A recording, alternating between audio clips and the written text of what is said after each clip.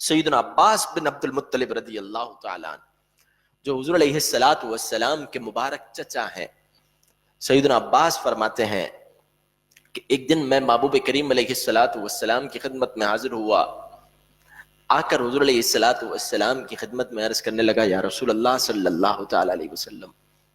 میں آپ کو وہ بات بتاؤں کہ جس بات سے متاثر ہو کر میں نے یہ تہیہ کر لیا تھا کہ میں آپ کے دامن سے وابستہ ہو جاؤں گا۔ اور سیدنا عباس جانتے ہیں کہ اس محبوب کو بتانے کی حاجت تو نہیں ہے، یہ محبوب تو سب کچھ جانتے ہیں، لیکن یہاں پر بتانا دو وجوہات پر ہو سکتا ہے۔ ایک تو یہ کہ انسان اگر کسی بات کی ظاہر کرنے کی خواہش اپنے دل میں رکھتا ہو اور وہ یہ چاہتا ہو کہ جس محبوب سے یہ بات منسلک ہے میں اپنی زبان سے اس شخص کو یہ بات بتاؤں، میں اپنی زبان سے اس محبوب کو یہ بات بتاؤں تو مجھے لذت حاصل ہوگی، مجھے خوشی حاصل ہوگی۔ سیدنا عباس یا تو اس وجہ سے ارشاد فرما رہے ہیں، یا پھر دوسری وجہ یہ ہے کہ محبوب تو جانتے ہیں یہاں جتنے حاضرین ہیں انہیں بھی پتا چلے کہ محبوب کی شان کتنی براء البراء ہے۔ یہ صحابہ اکرام علیہم رضوان کا طریقہ کار رہا کہ وہ حضور علیہ السلام کے علم غیب پر کامل یقین رکھنے کے باوجود وہ اپنے ایمان لانے کے واقعات، اپنے معاملات وہ محبوب کریم علیہ السلام کی مجلس میں بیان کرتے تاکہ سارے لوگوں کو پتہ چل جائے کہ اس محبوب کو رب نے کتنی عظمتیں عطا فرمائی ہیں۔ سیدنا عباس عرض کرتے ہیں، یا رسول اللہ صلی اللہ تعالی علیہ وسلم، میں آپ کو وہ بات بتاؤں کہ جس بات کو دیکھ کر میں نے یہ تہیہ کر لیا تھا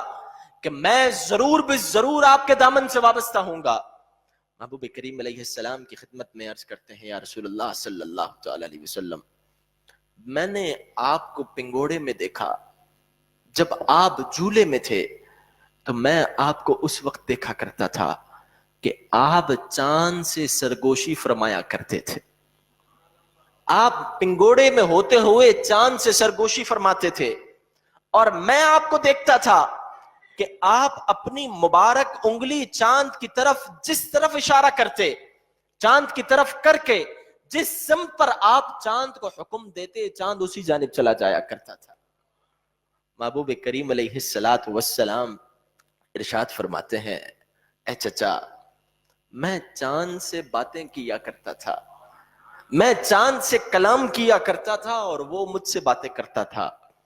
اور میں اس کے عرش الہی کے نیچے،